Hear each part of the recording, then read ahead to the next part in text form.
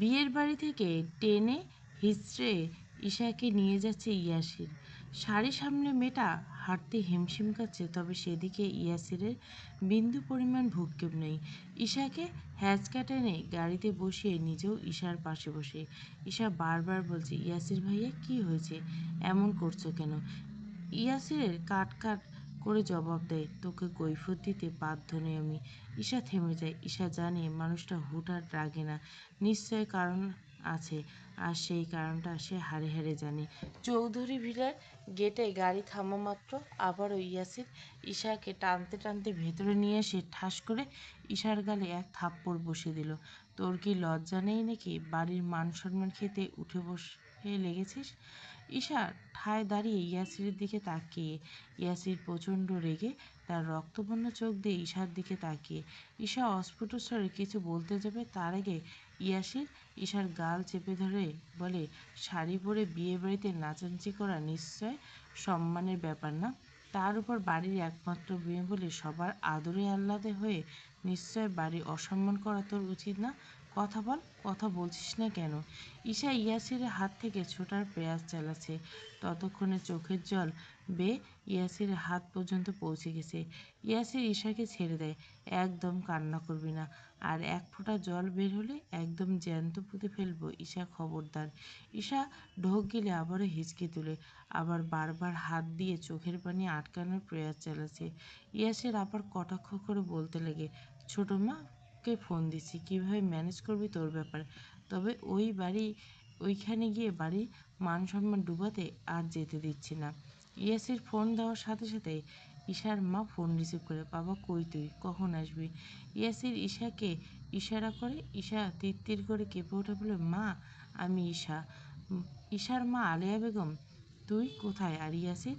ঈশা কাঁপতে কাঁপতে বলে, মা আমার অস্বস্তি লাগছিল, বিয়ে বাড়ির পরিবেশ ঠিক ছিল না, তাই ভাইয়ের সাথে এসে পড়েছি। আমাকে বলতে পারতি, এত সিকিউরিটি থাকা সত্ত্বেও খারাপ পরিবেশ কোথায়? মা আমার খারাপ লাগছিল, ইয়াসির ভাইকে দেখা মাত্র চলে এসেছি। ইয়াসির কোথায়? ঈশার থেকে ফোন নিয়ে এসে বলে, হ্যাঁ ছোটো মা বলো। আচ্ছা ঈশা যখন গিয়েছে থাক, তুই এসে পড়, বাসায় তো খালা আছে। না ছোটো মা, আমার কাজ আছে, আর তোমরা চিন্তা করো না। তুই থাকতে চিন্তা করবো কেন বাবা, সাবধানে থাকিস আর ঈশাকেও দেখে রাখিস। আচ্ছা ছোটো মা। কথাটা শেষ করে ইয়াসির ধুমধাম করে ঈশাকে ইগনোর করে বেরিয়ে যায়। ঈশা যাবার পর ঈশা একটা ভেঙচি কেটে বলে, বেটা বারুদ ভাই। এলাকার সুনামরচিত চৌধুরী বিলার দুই ভাইয়ের পরিবার বাস। বড় ভাই ইলহাম চৌধুরী আর ছোট ভাই ঈশান চৌধুরী। তাদের একটা বোন আছে, ইয়াসমিন। বছর 5 আগে তাদের বাবা ইস্তিয়াম চৌধুরী মারা যান। তাদের মা সোহানা বেগম আছেন। ইলহাম চৌধুরীর স্ত্রী সায়রা বেগম, তার 2 ছেলে, বড় ছেলে ইয়াসির চৌধুরী, ছোট ছেলে ইজান চৌধুরী। ঈশান চৌধুরীর স্ত্রী আলেয়া বেগম, তাদের বড় ছেলে আয়ান চৌধুরী আর মেয়ে ইশারা চৌধুরী ঈশা। ইয়াসির পড়াশোনা শেষ করে রাজনীতিতে অনেক আগে এন্ট্রি নিয়েছে, বয়স 32-এর কোঠায় চলে গেছে। সুদর্শন পুরুষ হওয়ার পাশাপাশি মিশুক স্বভাব, তবে স্বল্প রাগের সময়েও আসার জন্য একটু ভয়ঙ্কর হয়ে আসে। ইজান এমবিবিএস 3য় বর্ষ, ফিউচার ডক্টর সে। এদিকে আয়ান বাড়ির ব্যবসার বাবা জেঠুদের সাথে ওঠা বসা। সুদর্শনের মানবটি প্রচণ্ড মেজাজি মানুষ, একটু এদিক ওদিক হলে তার মেজাজ সপ্তম আকাশে। বাড়ির একমাত্র মেয়ে ঈশা, সবাই ইস্যু বলে সম্বোধন করে, যার কাজ হুটহাট কান্না করা, সব কেড়ে নেওয়া, ইমোশনাল ব্ল্যাকমেল করা তার প্রধান কাজ। ঈশা সবেমাত্র কলেজ গেন্ডি পেরিয়েছে, এবার অনার্সে ভর্তি হওয়ার তাগিদ আছে। একমাত্র মেয়ে মানুষ, সবার আদরেও বটে। এই তো সেদিন ঈশার ফুপুর মেয়ে বিয়ে উপলক্ষে সবাই চলে যায়। গায়ে হলুদ সবার জোড়াজুড়ি ঈশা ডান্স জয়েন করে যায়। ইয়াসির জানা মাত্র টেনে হিঁচড়ে বেচারিকে নিয়ে আসে। আয়ান থাকলেও এতটা সাহস পেত না। আয়ান ব্যবসার কাছে শুধু সিঙ্গাপুরে গেছে। ইজান মেডিকেলে পড়াশোনা করায় সেখানে থাকা পড়ে। বাসায় মাসে 2-1বারের বেশি তাকে দেখা যায় না। এদিকে ইয়াসির বাসায় থাকলেও তার দেখা পাওয়া দুষ্কর। রাজনীতি নিয়ে বাসায় ঝামেলা চলল, এখন সবাই মেনে নিয়েছে ইয়াসিরকে। রাত 12টা, শাওয়ার নিয়ে নাচতে নাচতে নিচে নেমেছে ঈশা। প্রচণ্ড খিদে পেয়েছে, বেচারি খেতেও পায়নি এই বারুদ ভাইয়ের জ্বালায়। ঈশা নামমাত্র কলিং বেল আওয়াজ পড়ে। ঈশা দরজা খুলতে সামনে আয়ানকে দেখে বলে ভাইয়া। আয়ান ক্লান্ত থাকায় বিরক্ত হয়ে বলে সরবি নাকি বাইরে থাকবো। ঈশা সরে দাঁড়িয়ে আয়ানের পিছু পিছু হাঁটতে হাঁটতে বলে ভাইয়া আমার চকলেট, আমার মেকআপ, আমার জুয়েলারি, আমার পারফিউম, আমার ম্যান চুপ কর তো, সব আনছি আমি। ফ্রেশ হয়ে আসছে, খিদে পেয়েছে। ঈশা আয়ানকে মাথা নাচিয়ে ইশারায় বলে ঠিক আছে। খাবার টেবিলে আয়ানের এক পাশে ইয়াসির আর এক পাশে ঈশা, তিনজন মিলে খাওয়া দাওয়া করছিল। তারা দুই ভাই রাজনীতি আর ব্যবসার টপিক নিয়ে কথা বলছিল। ইয়াসির আয়ানের থেকে 2 বছরের বড়, তবে তাদের সম্পর্ক ভাই কম বন্ধু বেশি। এই তুই তোকারি করে কথা বলে, আর ইজান ইন্ট্রোভার্ট টাইপের হলো। তিন ভাইয়ের মিলমিশ অনেক বেশি। ঈশাক বিরক্তিতে ওদের কথা শুনছিল। আয়ান বলে ভাবছি সিঙ্গাপুরের ব্রাঞ্চ খুলবো, টাকা পরিমাণ বড়সড়, তা মানিয়ে নেওয়া যাবে, তবে বিজনেস ড্রপ যদি খায় সেই চিন্তা আছে। ইয়াসির খেতে খেতে বলল রিস্ক ছাড়া কিছু সম্ভব না, আমি আছি, তুই খোল। আর তোর আর আমার বাপকে রাজি করানোর দায়িত্ব আমার। আয়ান স্বস্তির নিঃশ্বাস ফেলে ঠিক আছে তাই করিস। আচ্ছা তোর দিনকাল কেমন চলছে? ইয়াসির বলে এই তো যাচ্ছে, বয়স বাড়ছে না, নির্বাচনে দাঁড়াতে পারছি না। আয়ান ঝটপট করলে সার্টিফিকেট বাড়িয়ে নি বয়স, তোর কি মনে হচ্ছে চেষ্টা করিনি আমি? আয়ান বলে আমার লোক আছে, আগে তো বলিসনি দাঁড়াবি, কালকে যা আমার অফিসে নিয়ে আসিস দেখছি। ইয়াসির মাথা নাড়ে। ঈশা খেয়ে চলে যেতে নিলে আয়ান বলে দাঁড়াও ইস্যু, তোর গিফটগুলো নিয়ে যা। ইস্যু যেতে যেতে টেবিলের কথা শুনে আবার ঢ্যাং ঢ্যাং করে নিচে নামে। এরপর একটার পর একটা ঈশা দেখছে আর বলছে সেই ভাই সেই। ইয়াসির নিশ্চুপ দর্শক হয়ে সব অপূরণ করছে। আয়ান বলে ইয়াসির আমার রুমে আছে, তুই যা যা বলছিস সব আছে, নিজের রুমে যাওয়ার সময় নিয়ে যাস। ইয়াসির মাথা নাড়িয়ে উঠে চলে যায়। ঈশা আয়ানের দিকে তাকিয়ে বলে ইয়াসির ভাইয়ের জন্য কি এনেছো? আয়ান উঠতে উঠতে বলে তোরটা পেয়েছিস, এবার যা ঘুমা, আরেকজনের বিষয় নিয়ে মাথা ঘামাতে হবে না। ইয়াসির চোখ খিচ ঈশা চোখ মুখ খিচে বিড়বিড় করে বলে এটাও একটা বারুদ ভাইয়ের অজগর আলী, একটু হলে ফোঁস করা আলী। আয়ান এবার ধমকে উঠলে দাঁড়িয়ে কেন, কাল ভার্সিটিতে যাবি নাকি? নবীনবরণ না কালকে? ঈশা মাথার নাই। ঈশার ব্যাপারে আয়ান স্ট্রিক্ট সবসময়, তবে আদরও কম করে না। এই যেমন বোন এতগুলো অর্ডার দিয়েছে, সব নিয়ে এসেছে। সকাল সকাল মাথায় হিজাব পেতিয়ে কোনো রকম নাস্তা সেরে হুমড়ি খেয়ে দৌড়াচ্ছে ঈশা। একটু আগে ঈশার বান্ধবী রুমি ফোন দিয়ে রাস্তায় দাঁড়িয়েছে, 20 মিনিটের সাথে একটা গলির ফ্রি দিয়ে দিয়েছে, 5 মিনিটে না আসলে খবর বানিয়ে ফেলবে। এদিকে বেচারি ঈশা ঘুমের তোপে নাজেহাল, তাই লেট লতিফের মা উপাধি রেখেছে রুমি। ঈশা যেতেই রুমি বলে তোর 7 মিনিট লেগেছে ইস্যুর বাচ্চা। ঈশা হাঁপাতে হাঁপাতে বলে এই শেয়ালের মতো খ্যাক খ্যাক করবি না বলে দিলাম, তোর জন্য আমার জান প্রাণের ঘুম ত্যাগ করেছে পুঁটি মাছের বাচ্চা। এই থাম জঙ্গলি শাকচুন্নি, হাঁক ছাড় তোর রত্তি, ছ্যা। দুই বান্ধবী সারা রাস্তায় একে অপরকে গালি দিয়ে ভার্সিটিতে পৌঁছায়। প্রায় 2 ঘন্টা পর ঈশার কাছে ইয়াসিরের মেসেজ আসে, সে এদিকে আসছে, একসাথে বাসায় যাবে। ঈশা একটা লাইক দিয়ে ফোন ব্যাগে রেখে সামনে সিনিয়রের বক্তব্যে ধ্যান জ্ঞান লাগায়। দুপুরে 1টা বাজে। সব কাজকর্ম শেষ করে ভার্সিটির গেট পার হতে কিছু সিনিয়রের অশ্লীল কথাবার্তার সম্মুখীন হয় ঈশা আর রুমি। ঈশা এত কান্না করে দেয়, কখনো এমন বিশ্রী কথা শুনেনি। ঈশাকে সান্ত্বনা দিচ্ছে রুমি। তারা বাইরে আসতে চোখ যায় ইয়াসিরের দিকে। ঈশা আর দিকে ভুরু কুচকে তাকিয়েছে। ঈশার সামনে যেতে ইয়াসির বলে কি হয়েছে তোর? ঈশার কান্না আরো বেড়ে যায়। বেচারি কান্নার জন্য ইয়াসির কোমরে হাত দিয়ে আঁকড়ে নিজের মাথা রেখে কান্না শুরু করে। ইয়াসির আশ্চর্য হয়ে ঈশাকে এমন করতে দেখে বলে তার মনে পড়ে, সে তো জানে সিসকাদুনি মেয়ে হলো ঈশা এরকম জড়িয়ে কান্নাকাটি খুব কম করে, যদি না ভয়াবহ কিছু ঘটে। পাশ থেকে রুমি তারপর একটার পর একটা বলে ভাইয়া গেটে একটা বদমাইশ ছেলে বলেছিল কি সুন্দর মাল রে, একে পেলে একদম কাঁপাকাঁপি, ডিগ্রিতে করে ফেলবো। আরও বলেছে ভাইয়া বলতে পারছি না বলে রুমি মাথা নিচু করে নেয়। ইয়াসির ঈশার হাত ধরে, আবার সামনে গেলে ছেলেপুলে সব ইয়াসিরকে সালাম দিয়ে বলে ভাই আপনি? ইয়াসির প্রচণ্ড জোরে চিল্লিয়ে বলে ওকে একটু আগে বাজে কথা কে বলছিস, তাড়াতাড়ি বল, নয়তো সবগুলোকে জ্যান্ত মাটি চাপা দেবো। ইয়াসির রাগে কাঁপতে কাঁপতে ছেলেগুলো দমে যায়। ঈশা কেঁপে ওঠে। একটু পরে ঈশা ইয়াসিরের হাত ধরে বলে, ভাইয়া চলো, সিনক্রেট করতে হবে না।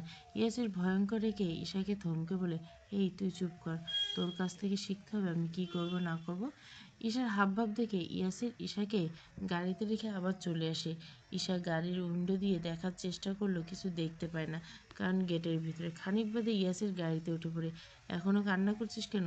তোর কান্না দেখলে আমার আরও মেজাজ আরও খারাপ হয়ে যায়। এই বালের মেলোড্রামা আমার সামনে করবি না। একদম বিরক্তিকর বালছাল একটা জিনিস শিখছিস। জন্ম নেওয়ার পর থেকে যে কান্না শুরু করছিস, আল্লাহ মালুম, মনে হয় একটা দিন তোর বাদ যায় না যে কান্না করস নেই। মাঝে মাঝে মনটাই চায় তোর গলা টিপে বলির বস্তা ভইরা রাখি, কিন্তু ওই যে ভুলবালে আমার চাচার ঘরে হয়েছিস তাই বাঁচিয়ে রাখছি।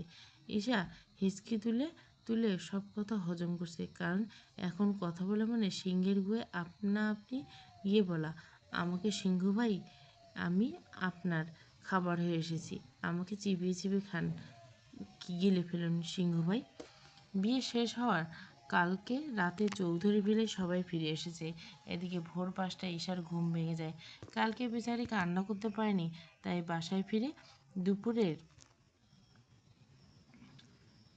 নিজের রুমের দরজাটা লাগিয়ে কান্না করতে করতে কখন ঘুমিয়ে গেছে হুঁশ নেই। এরপর ঈশা আস্তে ধীরে উঠে সামনের ব্যালকনিতে দাঁড়ায়। ভোরের খোলামেলা শুদ্ধ বাতাস কিছুক্ষণ অনুভব করে। খানিক বাদে ঈশা ফ্রেশ হয়ে নামাজ পড়ে নেয়। তারপর সময় না ফুরানো নিচে যেতে থাকে বাগানের উদ্দেশ্যে। দেখতে পায় সেখানে সোহানা বেগম, ঈশার দাদি, নিচে পায়চারি করছে। ঈশা একটা মুচকি হাসি দিয়ে ওর দাদির সামনে গিয়ে দাঁড়িয়ে বলে, কখন এলে গো দাদিজান? আপনাকে বড্ড মিসিং খিসিং করছি। সোহানা বেগম বলে, কাল রাতে এসেছি, তোরে এত ডাকলাম তুই তো ঘুমের চাঙ্গা মাইরে আসলি। আর তোর ওই কিসিং মিসিং বাদ দিয়ে আমার এক কাপ আদা চা দিত। ঈশা নাক সিটে বলে, দিচ্ছি দিচ্ছি, বারুদের দাদি, অজগরের দাদু, পণ্ডিতের দাদুন। ঈশার কথা শুনে সোহানা বেগম দম ছেড়ে বলে, মেয়েটা দামড়ি হলে কী হবে, কথাবার্তা লেড়া খুকি রয়ে গেছে।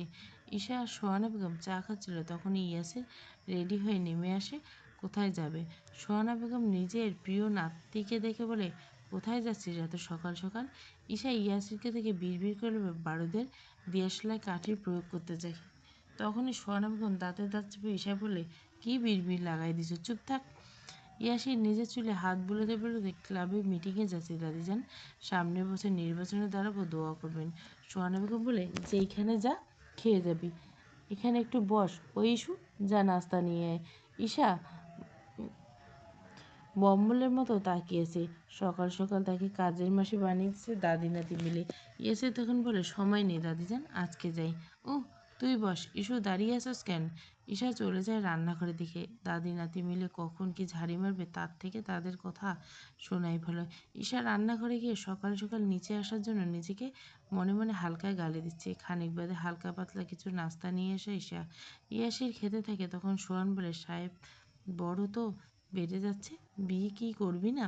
ইয়াসির ঝটপট করে বলে, করবো না কেন দাদি, একটা জীবন বউয়ের কি দরকার না বলো? বউ ছাড়া কি থাকা যায়? এসব শুনে বেচারি ঈশা মনটা ভেঙে আকুম বাকুম হয়ে যায়। যতই রাগ দেখাক, দিন শেষে এই বারদ ভাইকে তার ভালো লাগে। এটা না বুঝতে পারে আর না বলতে পারে। সাহসের খাতায় তার অবস্থান শূন্য, তাই তো সব হজম করে যাচ্ছে। সোহানা বেগম বলে, মেয়ে দেখি তাহলে? এসে বলে, দেখে রেখো, নির্বাচনের পরে তুলে আনবো, এর আগে প্রেম করে পুষিয়ে নেব। ঈশা আর দাঁড়ায় না, দাদি নাতির দিকে একটা ভেঙচি কেটে উপরে চলে আসে। এরপর ইয়াসের বাইরে যাওয়া মাত্র দেখতে পায় ওর চেনাপোলা দাঁড়িয়ে। ইয়াসির বলে, এত সকালে তোরা?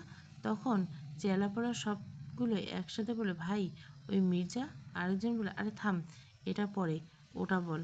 আরে এটা না, ওটা বলি, ওইটা বল। এসব শুনে ইয়াসের রেগে রামধম দিয়ে বলে, বালছাল চুপ কর। আর সাগর, তুই সব বল, কারো যেন সাউন্ড না পাই। সাগর বলা শুরু করে, ভাই মির্জার লোক যখন জেনেছে আপনি নির্বাচনে যাচ্ছেন, তখন থেকে আপনার বিরুদ্ধে উঠে পড়ে লেগেছে। তারা প্ল্যান করছে আপনার পরিবারে কিছু দিকে এবার কিছু করবে, কিন্তু কি করবে জানা নেই। মির্জা এবার নির্বাচনে দাঁড়াচ্ছে। এসের ভার কণ্ঠে বলে, এতটুকুর জন্য তোরা হাউতাস করছিস? কেন গাধার দল? এটা স্বাভাবিক বিষয়। আমার পরিবারের দিকে ওরা একটা নখ আসলে একদম গঙ্গা যমুনা পদ্মা মেঘনায় চুবিয়ে মারবো রাস্কেলটাকে। মির্জার গুদামে মেয়ে মির্জাপুরে সিল না মারলে এটা ঠিক হবে না। সাগর ভাই বলে, ভাই কী করবেন? ইয়াসির নিজের বাইকে উঠতে বলে, আপাতত মিটিংয়ে যাচ্ছে, সব যা এখন, সময় হলে দেখি কি করি। লিভিং রুমে ঈশা বসে বসে ফোন চাপছে, ওর মাথায় তেল দিয়ে বেনি গাচ্ছে শাহানা বেগম। আর বলছে মেয়েদের চুলের সৌন্দর্য, কিন্তু তুই কইতি এমন লাল চুল আনলি, তার উপর এমন পাতলা, আবার লম্বাও না। চুল না ঘোড়ার লেজ রে বোন। আমার চুল তোর থেকে বহুত সুন্দর। আমার চুল দেখে তোর দাদাই পাগল হয়েছিল, আমারে বিয়ে করছে। তোর চুল দেখলে তো পালাবে। এসব কথা নতুন বা প্রত্যেকবারে নিজের দাদির মুখ থেকে শুনতে শুনতে মুখস্থ হয়ে ইশার। একটু পর আজান এসে বলে, ইস্যু তুই ভার্সিটি যাস নাই কেন? ঈশা মিনমিন করে বলে, যাবো তো ভাইয়া, একটু পরে যাব, তুমি যাও অফিসে ভাইয়া, রুমে একটু দেরি হবে তো তাই আর কি। তখনই রুমির ফোন আসে। আয়ান ভুরু কুচকে বলে, কে ফোন দিয়েছে? লাউড স্পিকারে ফোন দে কুইক। ঈশা মনে মনে বলে, যেখানে বাঘের বাস সেখানে সন্ধ্যায়। ঈশা তার ঝকঝকে ফকফকে দাঁত বের করে একটা হাসি দিয়ে ফোনটা স্পিকারে দেয়। তখনই পাশ থেকে রুমি বলে, কিরে লেট লতিফ এর মা, কই তুই আসবি না নাকি? ঈশা বলে, আসছি 2 মিনিট। রুমি বলে, শাকচুন্নির বাচ্চা, তুই প্রতিদিন লেট করিস, আবার বরস পড়তে ভালো লাগে না, এর থেকে তোর ঢের বিয়ে করে সংসার চালা, ভার্সিটি গেলে গরুর ঘাস খাওয়া ধ্যান লাগিয়ে রাখোস। তুই করবিটা কি? ঈশা ফোন কাটবে কি আয়ানের চোখে রাঙানিতে দমে যায় বেচারি। রুমি আরও বলতে থাকে, আর তোর ওই দজ্জাল ভাইটা কি জানে তুই এমন করিস? জানলে নিশ্চয় তোর দজ্জাল ভাই তোকে পিটিয়ে তক্তা বানাতো ইস্যুর বাচ্চা। আয়ান রাগে নিজের হাত মুষ্টিবদ্ধ করে বলে, মা স্টিকটা দাও তো, আজকে যদি তোমার মেয়ের পা না ভাঙছি। ঈশা তো ফোন কেটে দেয়। আয়ান দৌড়ে ঈশার পিছনে বলছে, দাঁড়া ইস্যুর বাচ্চা, আমি দজ্জাল না, আজকে তোর একদিন কি আমার একদিন, দাঁড়া বলছি, তোর বিচ্ছুগিরি আজকে বের করব। ভাইয়া মোর জানের প্রাণের ভাই, আমি না বলছে, দয়া করো ভাই। ঈশা দৌড়ে বাইরে যাবে, তখনই ইজান বাসায় এসে পৌঁছায়। ইজানের সাথে ধাক্কা লেগে বেচারি ফ্লোরে পড়ে যায়। আয়ান তখন ঈশার কান তুলে ধরে বলে, এবার পালাবে কীভাবে বিচ্ছু রানী? ঈশান তখন কাঁদো কাঁদো মুখ করে বলে, ইজান ভাইয়া। ইজান বলে, ভাইয়া কী হয়েছে? কানে ধরছো কেন? ছাড়ো বলছে আমার বোনকে। ইজান চুপ করবে, নয়তো তোর কানও ধরতে সময় লাগবে না। ইজান দমে যায়। আজান আয়ানকে সবাই বেশ ভয় পায়। আয়ান বলে, বিচ্ছু রানী আজকে বল তোর কোন পা ভাঙবো? ভাইয়া ছেড়ে দাও আজকের মতো। আমি ইশারা চৌধুরী ঈশা আজকে আজান চৌধুরীকে কথা দিচ্ছে, আমি ভালো হয়ে যাব, একদম পাক্কা, গড প্রমিস। এটা শুনে ইজান হাসতে হাসতে বলে, এটা পুরনো ডায়লগ, বিল্লু রানী নতুন কিছু দে। ঈশা কটমট করে তাকায় ইজানের দিকে। ইজান দমিকে বলে, ভাইয়া ছেড়ে দাও, বেচারি বাচ্চা ভালো হয়ে যাবে। আয়ান ঈশাকে ছেড়ে দেয়। এটাই শেষ, তোর বান্ধবীকে বলবে আমি কোনো দজ্জাল না মানুষ আমি। ঈশা মাথা নেড়ে, জি ভাইজান। এরপর এক দৌড়ে আর পায় কি ঈশাকে। এতক্ষণ কাণ্ডে সবাই হাসছে। যেন আয়ানকে জড়িয়ে ধরে বলে, ভাইয়া কেমন আছো? দু ভাই মিলে টুকটাক গল্প শুরু করে দেয়। রাতের খাবার টেবিলে আজকে সবাই উপস্থিত। ইস্যু ইজানকে ঠেলে ঠুলে পাশের চেয়ারে বসিয়ে ইয়াসিরের পাশে বসে পড়ে। ইয়াসির সেই যে ফোন নিয়ে আশেপাশে যে এতগুলো মানুষ আছে, কি করছে না করছে বান্দার হুঁশ নেই। ঈশা তখন বলে, ইয়াসির ভাইয়া শুনো। ইয়াসির ফোনে চোখ রেখে বলে, বল। ঈশা একটু ঘুরে বলে, আমার বান্ধবীর চাচার ছেলে মেয়ে একটা আছে, অনেক সুন্দর সুশীল, তোমার থেকে মিনিমাম গুনে গুনে 10-12 বছরের মতো ছোট হবে, একটু বেশি কথা বলে, আর চুল হালকা পাতলা, আর মিডিয়াম সাইজের, পাতলাও একটু, আর লম্বায় তোমার বুক পর্যন্ত। আর ঈশাকে থামিয়ে ইয়াসির বলে, হয়েছে থাম, এত বড় বায়োডাটা আমার মাথায় জায়গা নিচ্ছে না, আর এরকম বাউন্ডারি মেয়ে আমার পছন্দ না। বলা বাহুল্য সবাই ঈশাকে ইস্যু বললেও ইয়াসির সোজা ঈশাই বলে। ঈশা তখন ইয়াসিরের কানের কাছে গিয়ে বলে, ইয়াসির ভাইয়া, তাহলে তোমার কেমন মেয়ে পছন্দ? ইয়াসির ফোন রেখে মাথা উঠিয়ে ঈশার দিকে কটাক্ষ চোখে তাকিয়ে বলে, একটা চড় মাইরে একদম সাত আসমানে পাঠাই দিমু। খাওয়ার সময় এত বকবক করস কেন? হ্যাঁ, চুপ থাকতে বলছি না তোরে? ইয়াসির একটু ধমকে সুরে বলে, সবাই ওর দিকে তাকায়। ঈশা বলে, এত চরের এত পাওয়ার আছে নাকি? উদয় ডায়লগ মারো না ভাই। হ্যাঁ। ইয়াসির কটমট করে ঈশার দিকে তাকায়। ঈশা এক লাফে দাঁড়িয়ে ইজানকে ঠেলে ঠুলে আবার আগের জায়গায় পাঠিয়ে দিয়ে আয়নের পাশে বসে পড়ে। সবাই যার যার মতো খাওয়ায় ব্যস্ত। এ ঝামেলা নতুন নয়। প্রতিদিনে দুজন শিয়াল মুরগির মতো ঝগড়া লাগতেই থাকে। শেষমেশ হয়তো শিয়াল মুরগিকে গিলে ফেলবে, নয়তো মুরগি পালাবে। ভার্সিটির ক্যান্টিনে বসে দুই বান্ধবী গল্প করছে। আজকে নাকি কিসের সমাবেশ, কিছু ছাত্রনেতা মন্ত্রী আসবে। নুই বলে, সেদিন তোর ইয়াসির ভাই আমাকে এক ধমকে পাঠিয়ে দিল। সেই ছেলেটা কি করছে জানিস কিছু? ঈশা ফোনে রিলসের পেটের ভিতর সব মনোযোগ দিয়ে দেখছিল। আবার রুমি যখন ধাক্কা মেরে একই প্রশ্ন করে, ঈশা বলে, জানি না, মনে হয় মিষ্টি কিনে খাইয়ে দিয়েছে। রুমি ভুরু কুচকে তাকালো ঈশার দিকে। আরে ভাই, আমি কেমনে বলবো?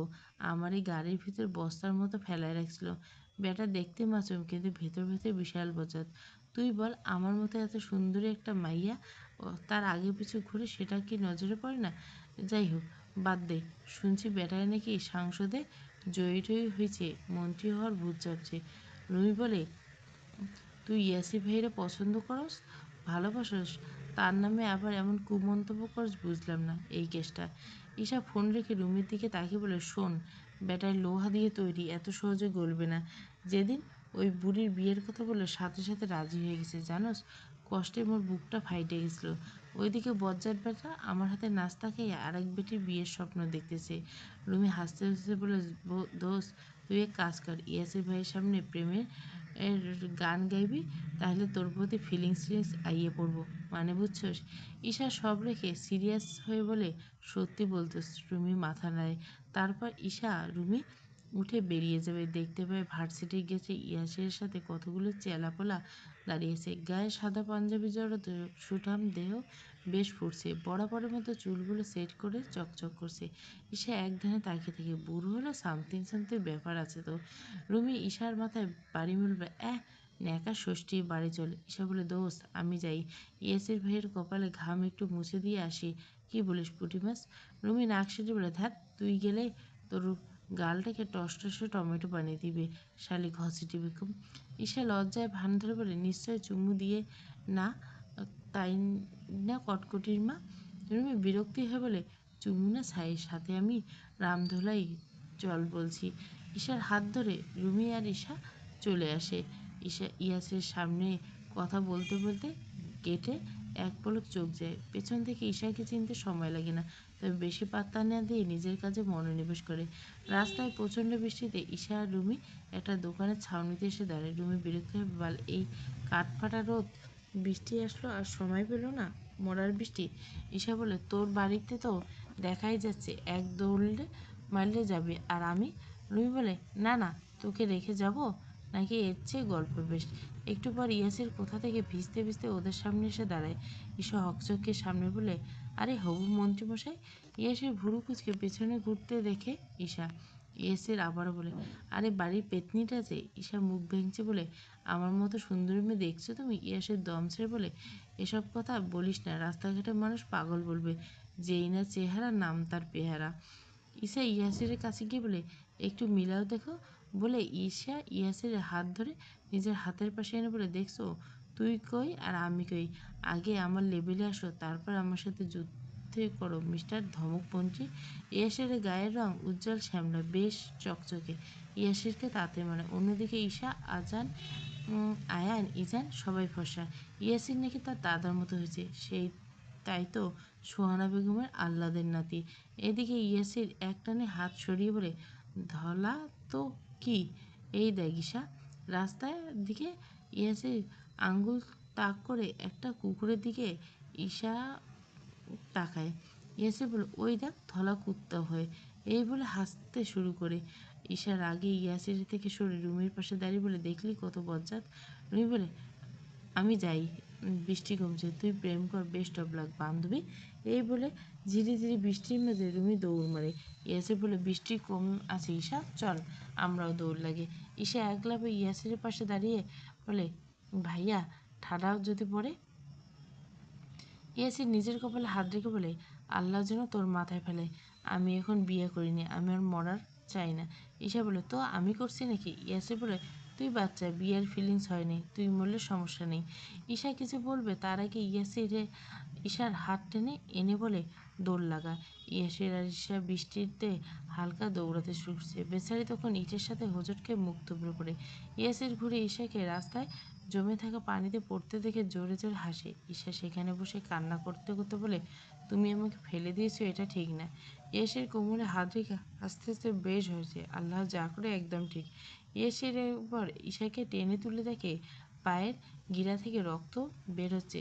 সাদার মধ্যে সালোয়ার হয় সহজে রক্ত দেখা যাচ্ছে। ইয়াসির বুঝতে পারে বেচারির পা ছিলে গেছে, তাই কান্না করছে। ইয়াসির বলে, নে আমার হাত ধরে আয়। ইয়াসির তো চোখ মুছে একটু বাঁকা হাসে ইয়াসিরের দিকে করুণ দৃষ্টিতে তাকিয়ে বলে, কোলে নাও, হাঁটতে পারবো না। ইয়াসির ভুরু কুচকে বলে, এখন থাক, তোর মতো 50 কেজি আলুর বস্তা আমি নিতে পারবো না, মাফ কর বোন, তুই এখন ঠাডা পড়ে মর। এই বলে ইয়াসির ঈশাকে রেখে চলে যেতেন। ঈশা বলে, বেটা বজ্জাত, যা তুই, আমি এখানেই মরবো। ইয়াসির খানিকটা দূরে এসে দেখে সত্যি সত্যি ঈশা আসছে না। ইয়াসির বিরক্ত হয়ে আবার ঈশার কাছে আসতে যায়। তখনই দেখে ওদের ফুফুতো ভাই আরিফ আর ঈশা হাসতে হাসতে আসছে। আরিফ এক হাতে ছাতা আর এক হাতে ঈশার হাত ধরে নিয়ে আসছে। ইয়াসির বিরক্ত হয়ে মুখের সামনে চুলগুলো পেছনের দিকে ঠেলতে ঠেলতে আবার ঘুরে চলে যায়। রুমির বাসায় গেটে যাবে তখনই দেখতে পায় একটা বিড়াল রাস্তার মাঝে চলে গেছে। বেচারি ঘুরে আবার রাস্তার মাঝে বিড়ালটিকে কোলে নিতে সামনে আসা বাইক দেখে ভয়ে দমে যায়। বাইকের মালিক কোনো মতে বাইক থামিয়ে নিজেকে কন্ট্রোল করে দাঁড়ায়। তারপর বাইক থেকে নেমে এসে ঠাস করে রুমির গেলে এক থাপ্পড় বসে দেয়। রাস্তাঘাটে মরার শখ জুটছে আর জায়গা পাও না মরাও, তা আবার আরেকজনের ফাঁসি মরতে চাও। থাপ্পড়ে চোটে বেচারি নিচে পড়ে যায়। বেশ শক্তপোক্ত হাতে থাপ্পড় খেলে এই প্রথম। রুমির কাছে কণ্ঠটা চেনা চেনা লাগতে রুমি মাথা উঁচু করে দেখে এ তো আজান ঈশার ভাই। আয়ানকেও রুমি চিনতে পেরে বলে, ও তুমি? আচ্ছা, তোমার কি দুঃখে এ রাস্তায় মরতে এসছো? আর হ্যাঁ, যাকে তাকে দজ্জাল বলা কোন স্বভাব? রুমি আস্তে ধীরে দাঁড়িয়ে নিজের জামা ঝাড়তে ঝাড়তে বলে, আপনি আমার বড়, নয়তো আপনার গালটাও হিসাব বরাবর তুলে নিতাম। ফার্স্ট চোখ কান তো আপনার নিচে আর থাকে না। আপনার ওই অবুঝ বিড়ালটা এ রাস্তায় পিষে মতো, আর সেকেন্ডে আপনি দজ্জাল। ওই মেয়ের গায়ে হাত দেওয়া পুরুষ কখনো সুপুরুষ না, দজ্জাল। আর কিছু বলার আগে আয়ান নিজের হাত দিয়ে রুমির গাল চেপে ধরে বলে, মুখ সামলে কথা বলো মেয়ে। আয়ান চৌধুরীর কাছে ছেলে মেয়ে সমান। আর ওই ওই কি বললে, ওই বিড়াল? নিশ্চয় আমিও দেখতাম আর পাশ কাটিয়ে যেতাম। তোমার নাটক বাদ দিয়ে বাসায় যাও, স্টুপিড। তারপর আয়ান রুমিকে ছেড়ে নিজের অ্যাটিটিউড বজায় রেখে বাইক নিয়ে চলে আসে। আর রুমি আয়ানের দিকে তাকিয়ে শখানেক গালি মেরে নিজের গালে হাত বুলাতে থাকে। আকাশের বৃষ্টির ছিটেফোঁটা এখন আর নেই। ঈশা আর আরিফ হাসতে হাসতে বাসায় এসে পৌঁছে ঈশার চোখ চলে যায় সামনে ইয়াসিরের পানে। সে নিশ্চিত ফোন চাপছে। ঈশার আগে কটমট করে তাকিয়ে উপরে চলে যায়। আরিফ গিয়ে ইয়াসিরের পাশে বলে, কি ভাই, কেমন অবস্থা তোমার? ইয়াসির ফোনটা নিজের দৃষ্টি রেখে বলে, যেমন দেখছিস। আরিফ একটু কাছে এসে বলে, কি হয়েছে, চুপচাপ কেন? ইয়াসির আরিফের কাঁধে হাত রেখে বলে, ঈশার থেকে দূরে থাক, আমাদের বাড়ির মেয়ে, তোর চরিত্র না জানলেও আমরা জানি। নিজের ভালো চাইলে মেহমানদের মতো আসা যাওয়া কর, নয়তো তোর শাটডাউন মারতে 1 সেকেন্ডও লাগবে না। আরিফ একটু ঢোক গেলে বলে, ঈশা তো আমারও বোন হয়, ওকে আমি বোনের। আরিফ কিছু বলার আগে ইয়াসের সামনে যেতে যে বলে, ওই যে যেটা বললাম, 1 সেকেন্ডও সময় লাগবে না। আরিফ দমে যায়। কিছুক্ষণ আগে ঘটিত ব্যাপারে আয়ান আর ইয়াসিরের কাছে ধরা পড়েছে। ঈশাকে ভালো লাগলো, সে চেপে মেপে বলেছে আয়ানের ভয়ে। এখন ইয়াসির এই রূপ দেখে আরিফ আরও দমে যায়। রাত 8টা, সবাই মিলে গল্পগুজবে ব্যস্ত। বাসায় আজান আর ইয়াসির নেই। ইজান কালকে চলে যাবে, তাই মা চাচিরা বলছে কী কী লাগবে, কেমন চলছে, আবার কবে আসবে। ইজান বলছে হুম বলছে। তারপর দরজার পানে সবার নজর যায় আয়নের হাতে পায়ে ব্যান্ডেজ। ইয়াসির ধরে আনছে আয়নকে। সবাই দৌড়ে এগিয়ে যায়। ঈশা তো কান্না করতে করতে বলছে, ভাইয়া কী হয়েছে তোমার? সবাই অস্থির হয়ে উঠছে। কি হলো? সকালেই তো সুস্থ বেরোলে। ইয়াসির এক ধমক দিয়ে বলে, তোমরা কি শুরু করলে বলো তো, ওকে বসতে দাও, সব বলছি। তারপর সোফায় আয়ানকে বসিয়ে ইয়াসির বলে, বাইক অ্যাক্সিডেন্ট করছে। ঈশার মা আলিয়া বেগম আহাজারি করেন, কতবার তোকে বলি সাবধানে চালাতে, কেন শুনিস না? সবাই এক এক করে আয়ানকে কথা শুনেছে। আয়ান বিরক্ত হয়ে রেগে বলে, থামবে তোমরা, আমার কিচ্ছু হয়নি। ইস্যু চুপ, তুই চুপ কর তো বোন। এত কান্না মানুষ করতে পারে? ইয়াসির পাশ থেকে বলে, মানুষ না পারলে তোর বোন পারে, কারণ সে মানুষ নয়, শ্যাওড়া গাছের পেতনি। এক মুহূর্তে ঈশার কান্না থেমে মুখের রাগের আভাস পায়। ঈশা কিছু বলার জন্য মুখ খুলবে, তার আগে সামনের টেবিলে অ্যাপেল। ইয়াসির ঈশার মুখ দিয়ে বলে, 1 কাপ কফি আন পেতনি।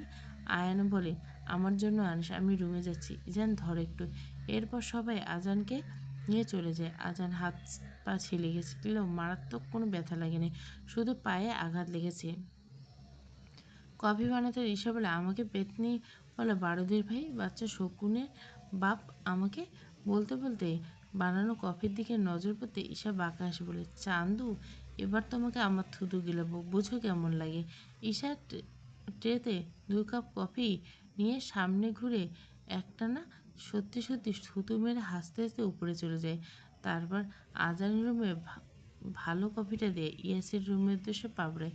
তখনই শুনতে পাই ইয়াসির ফোনে কারোর সাথে চেঁচাচ্ছে। এসব তোয়াক্কা না করে ঈশা বলে, ভাই তোমার কফি। ইয়াসির ফোন রেখে বলে, বাহ, এত তাতে? ঈশা মিষ্টি বলে, হ্যাঁ। ইয়াসির ভুরু কুচকে বলে, তোর কি কফি খেতে ইচ্ছে করছে? ঈশা থতমত খেয়ে ভাবতে থাকে, এখন যদি বলে না তাহলে তাকে খাওয়াবে, আর যদি বলে হ্যাঁ তাহলে ইয়াসির ওকে দেখিয়ে দিবে।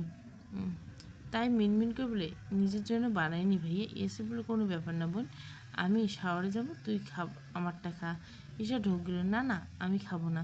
ইয়াসির 1 কাপ এক পা করে এগিয়ে এসে ঈশার হাত থেকে কপিটা নেয়। নে হাঁকা, তাড়াতাড়ি সময় নষ্ট করিস না। ঈশা তো বেচারি কান্না তবে বলে, আমি খাবো না। ইয়াসির ছাড়ার পাত্র নয়, ঈশার গাল চেপে বলে, তোর থুতু দেওয়া তুই খাবি বলে ঈশার মুখটা চেপে ধরে। ঈশা সব উপরে ফেলে বলে, ছি ছি। এসে রেখে বলে, পেতনি বাচ্চা, আরেকদিন এমন করতে দেখলে তোর জিব্বা কেটে কুচি কুচি করে কাটবো, বেরা বলছি, বেরা। ইয়াসির আজানের রুমে যাওয়ার সময় ঈশা সমস্ত কর্মকাণ্ড দেখছিল। ঈশা মুখ ভেঙেছে, বেশ করছি। তুমি কি, হ্যাঁ, শকুনের বাপ একটা। ইয়াসির বলে, তবে রে। ইয়াসির দৌড়ে ঈশার চুল ধরে, পেতনির বাচ্চা, আজকে তোকে। ঈশা ঠাস করে ইয়াসির হাতে কামড়ে বেরিয়ে যায়। ইয়াসির চেঁচাতে বলে, ছাড় রাক্ষসী বাচ্চা, ছাড় বলছি। ওদের চেঁচামেচিতে বাড়ির সবাই এসে দেখে ইয়াসির এক হাত দিয়ে ঈশার চুল ধরে রেখেছে, আর ঈশা ইয়াসির হাত কামড়ে ধরেছে। এসব দেখে ইলহাম চৌধুরী ধমকে বলে, কি করছো তোমরা, এখনো কি ছোট আছো তুমি? ইয়াসির ইয়াসির ঈশা দুজনের দিকে তাকায়। ইয়াসির সবাইকে পাত্তা না দিয়ে ওয়াশরুমে চলে যায়। ঈশার সামনে তাকিয়ে দেখে সবাই যার যার মতো চলে যাচ্ছে। বেচারি রেগে ইয়াসির রুমে সব কিছু এলোমেলো করে ফেলে, কাপড়গুলো সব ব্যালকনিতে ফেলে নিজের রুমে দরজা লাগিয়ে বসে থাকে, যাতে ইয়াসির আর পেটাতে না পারে। এই দিকে ইয়াসির বেরিয়ে এসে রুমের এই হাল দেখে বিক্ষোভ চিৎকার করে, ঈশার বাচ্চা, কই তুই? সবাই ছুটে এসে এসব দেখে আলেয়া বেগম, না, পারলাম না মেয়েটাকে আজকে শিক্ষা দিতে। সোহানা বেগম বলে, আমার নাতিটারে তোমার এই দামড়া মাইয়া শান্তি দেবে না, এবার বিয়ে দাও, বয়স হয়েছে মেলা, অসভ্য মাইয়া হয়েছে। ইয়াসির রেগে বেরিয়ে যায়। বাইরে এসে ইয়াসির কাউকে ফোন লাগায়। আয়ানকে যে ট্রাক ধাক্কা দিল তার খোঁজ পেয়ে শেষ পাশ থেকে, ভাই আপনি সম্পূর্ণ ঘটনা জানেন না। আয়ান ভাই নিজে ওই ভাঙা পা নিয়ে ট্রাকের ভিতরে থাকা মির্জার লোকটাকে ইচ্ছামতো পিটিয়ে হাসপাতালে, ওই বেটা এখন মরার মতো অবস্থা। ইয়াসির হালকা হেসে বলে, নির্বাচন কালকে কোনো ঝামেলা চাই না। জি ভাই, কিন্তু মির্জা ভাই। ইয়াসির দাঁতে দাঁত চেপে বলে, আরে কলিজা টেনে আনতে ইয়াসির চৌধুরীর হাত কাঁপবে না, আর ইয়াসির চৌধুরী কাজে ঘাপলা মারলে তার আত্মাও আস্ত জ্বলন্ত আগুনে পুড়তে সময় লাগবে না বলে ইয়াসির ফোনটা কেটে দেয়। এরপর ইয়াসির সোজা বেরিয়ে সব থেকে আইসক্রিম কিনে আস্তে আস্তে বলে, পেতনি বাচ্চা, আজকে দেখাচ্ছি মজা। রাত 11টায় চৌধুরী বিলের সবাই খাওয়া দাওয়ার পর্ব শেষে যার যার রুমে চলে গেছে। এদিকে নিজের রুম থেকে বের না হওয়ার পণ করে বসে আছে ঈশা, কারণ বাইরে একবার ইয়াসের সামনে পড়লে তাকে জ্যান্ত কবর দেবে বুঝতে বাকি নেই। এদিকে ইয়াসের গুনগুন করে গান গাইতে গেতে বাড়ির ভিতরে আসে। ইয়াসের হাতে আইসক্রিম আর কণ্ঠে ছিল, এদেশের চেনা জানা মানুষ কেন নেই, ইচ্ছে করে তোরে নিয়ে যাই। ইয়াসির সোজা ঈশার রুমের সামনে দাঁড়িয়ে নক করল, ঈশা আছিস? ঈশা মাত্র মাথাটা বালিশে রেখে কি এখন ফালে বসে পড়ে, তারপরে এক নাগারে আয়াতুল কুরসি পড়া শুরু করে, দাঁত মুখ চেপে আর দোয়া দোল সব পড়তে থাকে। এদিকে ইয়াসির আবার বলে, ঈশা বোন, তোর জন্য ভ্যানিলা আইসক্রিম আনছি, বাইরে আয় তো। ব্যাস, ঈশা সব বলে এক লাফে দরজা খুলে বলে, ভাইয়া কই কই আইসক্রিম? ইয়াসির হালকা কুটিল এসে বলে, এই তো দেখ। ঈশা এক ঝটকা আইসক্রিম নিয়ে খাওয়া শুরু করে। কি টেস্ট! বাসায় কাউকে বলো না প্লিজ। ঈশার মাথা ঘুরে, আরে না না না, কাউকে বলবো না, খা তুই। হুট করে খাওয়া থামে ঈশা ভুরু কুচকে ইয়াসের দিকে তাকালে ইয়াসের ভুরু নাচে বলে, ঈশা, তোমার জামা কাপড়গুলো কি হাল করলাম, কিন্তু তুমি এত না রেখে এত ভালো ট্রিট করছো কেন? এসে হেসে ঈশার মাথায় হাত রেখে বলে, একটা মাত্র বোন, সাথে রাগ করা যায় নাকি? ঈশা আর ভেবে না পেয়ে মুচকি এসে খেতে থাকে। এদিকে ইয়াসের পাশ থেকে ফটাফট ঈশার কয়েকটা ছবি তুলে বলে, রুমে যা, বাইরে কেউ দেখলে কেলেঙ্কারি হয়ে যাবে। ঈশা খুশি মনে রুমে চলে খেতে খেতে এক পর্যায়ে দেখতে পায় তেলাপোকার মাথার মতো কিছু একটা। একটু পর ঈশা যখন নিচু হয়ে খেয়াল করে দেখে সত্যিই তেলাপোকা। ঈশা বিকট চিৎকার করে। ঈশার চিৎকার শুনে হেসে বলে ওঠে, বাহ, এত তাড়াতাড়ি বেরিয়ে এলি! কিরে রাক্ষসী, 2 মিনিটে একদম ফিনিশ করে ফেলছিস! সবাই ঈশার রুমের সামনে এসে নক করে। ঈশা ঘাবড়ে গিয়ে দরজা খুলে সামনে ইজানকে দেখে ইজানের হাতে ধরে, ভাইয়া, তেলাপোকার আইসক্রিম। তেলাপোকা, বড় তেল। কি? কোথায়? কিচ্ছু হয়নি তোর? তখনই ইয়াসি বলে, ঈশা, তুই লুকিয়ে লুকিয়ে আইসক্রিম খেয়েছিস, ডক্টর না তোকে নিষেধ করছে? ঈশা রেগে বলে, তুমি তো আইসক্রিম দিয়েছিলে ভাইয়া। এসে বলে, কি কী সব বলছিস? একটা থাপ্পড় মারবো বেয়াদব মেয়ে। আমার কাজ নেই তোকে আইসক্রিম দেবো? ঈশার মা ঈশার কান টেনে ধরে বলে, অসভ্য মেয়ে, আমাকে জ্বালিয়ে মারবি নাকি? তুই আইসক্রিম আনলি কেন? দাঁত সবগুলো পড়ে যাক, এই নিয়ত করছিস নাকি? তখনই সোহানা বেগম বলে, তোমার মাইয়া খালি আমার নাতিটারে দোষ দেয়। যেই মাইয়া নাতি ভুল ধইরা দিছে অমনি আমার নাতির ঘাড়ে দোষ দিছে, হতচ্ছাড়ি মাইয়া। ঈশা ওর মার থেকে কান ছাড়িয়ে বলে, খবরদার বুড়ি, নাতি নাতি করবা না। তোমার নাতি ধোয়া তুলসী পাতা নাকি? হ্যাঁ, তুলসী পাতা। কালকের মধ্যে ওরে বিয়ে দিব। মোর ডিসিশন ফাইনাল। ইয়াসি বলে, একদম, আমিও সহমত। আর দাইজান, চলো, এই পেতনির সাথে কথা বলে তোমার প্রেশার হাই করার কোনো মানেই হয় না। ঈশা রেগে যায়। ঈশার তাকানো দেখে ইয়াসের একটা চোখ টিপ মেরে মুচকে এসে বলে, ঈশা মনে মনে বলে, চান্দু, তোমারে একবার পাই, সদরঘাটে পানিতে চুবাই মারবো, শালা বারুদের ভাই মেয়ের বাচ্চা। এরপর সবার ধমকাধমকি গিলে ঈশা ঘুমাতে যায়। এদিকে টানা 3 মাস কেটে গেছে ইয়াসের বাসায় আসার আনাগোনা কমে গেছে। নির্বাচন জয়ী হওয়ার পর তাকে পাওয়া মুশকিল। এদিকে ঈশা দিনে 4-5 বার ইয়াসিরকে ফোন দিলে সে লাপাত্তা। বেচারি সারাটা দিন মন খারাপ করে থাকে। শুধু ঈশা না, বাড়ির সবাই আজকাল একদম চুপচাপ একঘেয়ে হয়ে পড়ে আছে ইয়াসিরকে ছাড়া। রাতে খাবার টেবিলে সবার খাওয়ার মাঝে আয়ান বলে ওঠে, কালকে ইয়াসির আসবে হয়তো। ঈশা এটা শুনে খুশির ঠেলে বলে ওঠে, সত্যি ভাইয়া আসবে? খাওয়ার মাঝে হুট করে কথা বলায় খাবার আটকে বেচারি কাঁচতে লাগে। ইজান আর আয়ান পানি খাইয়ে ঠিক করে। সারা রাত ছটফট করতে থাকে ঈশা। ঈশা এবার জানিয়েই দিবে ইয়াসিরকে এমনটা সিদ্ধান্ত নিয়েছে। ঈশা সারা রাত কল্পনা করতে থাকে কীভাবে প্রপোজ করবে। ইয়াসিরকে আদৌ রাজি হবে নাকি থাপ্পড়ে আসমান পাঠিয়ে দেবে। ভাবনার জল্পনা কল্পনা শেষ করে ভোরের দিকে বেচারি ঘুমায়। আর তখনই ইয়াসির আসে। সবাই উঠে দেখে এলেও ঈশার ঘুমের তোপে জানতেই পারেনি ইয়াসির এসেছে। সে ঘুমে টইটুম্বর। ইয়াসির বাসায় এসে ঈশাকে না দেখে বলে, পেতনিটা কি ঘুমাচ্ছে? সোহানা বেগম বলে, মাইয়া মানুষ উঠতে হয় ভোরে, আর এই মেয়ে কোন জাতেরই না। এই নিয়ে যে তোমরা কি করবা? যাই হোক, ইয়াসির আসছে, এর ভালাপাত্রী খুঁজে তারপর বিয়ে দাও। সবাই সোহানা বেগমের কথায় পাত্তা না দিয়ে যে যার মতো কাজে লেগে পড়ে। কারণ বাড়ির একটা মেয়েকে কেউ তাড়াতাড়ি বিয়ে দিতে ইচ্ছুক নয়। ইয়াসির এসেছে একটা ঘনিষ্ঠ ফ্রেন্ডের বিয়েতে অ্যাটেন্ড করতে, নয়তো তাও তার দেখা মিলত না।